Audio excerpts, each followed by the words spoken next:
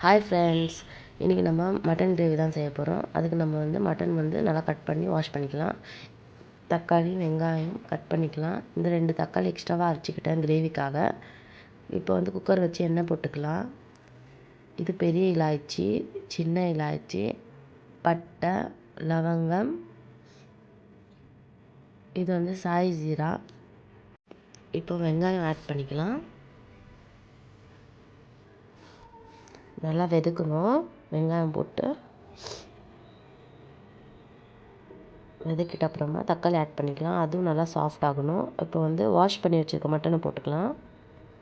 அதுவும் நல்லா வெதுக்கிட்டு இஞ்சி பூண்டு பேஸ்ட் 2 டீஸ்பூன் நல்லா மிக்ஸ் பண்ணிக்கோங்க. ரெட் சில்லி, மஞ்சத்தூள், கரம் மசாலா, உப்பு தேவையான அளவு. இது ஆச்சி மட்டன் மசாலா நான் போடுறேன். இது அரைச்சி வச்சுருக்க தக்காளி நல்லா போட்டு மிக்ஸ் பண்ணிக்கலாம். இப்போ பாருங்கள், நம்ம மட்டன் கிரேவி ரெடி. அவ்வளோதாங்க, easy and simple mutton gravy.